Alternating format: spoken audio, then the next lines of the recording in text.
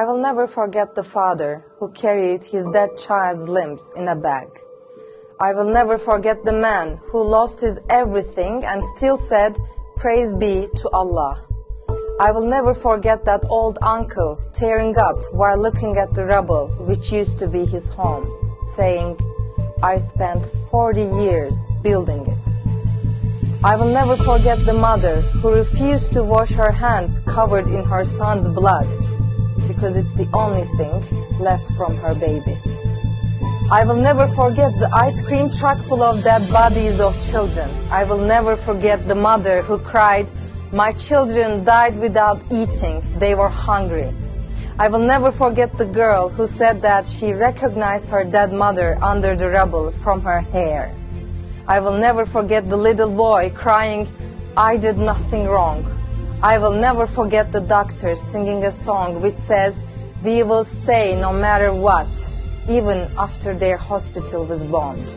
I will never forget how Palestinians had to hold a press conference while being surrounded with dead bodies of children all around because of the Israeli disinformation campaign. I will never forget the beautiful curly-haired Yusuf shaking all over with fear.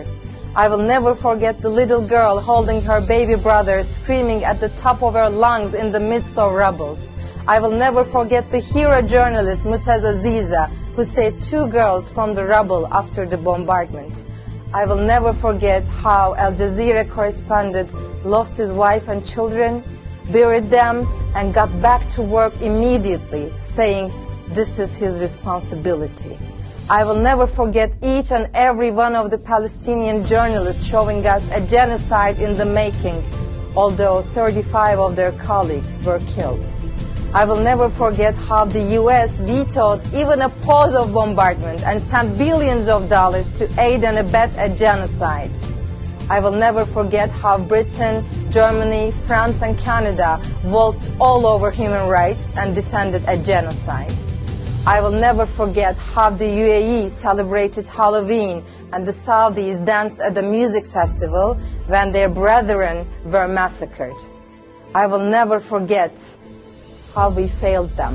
I will never forget Israeli genocide of Palestinians. From the river to the sea, Palestine will be free.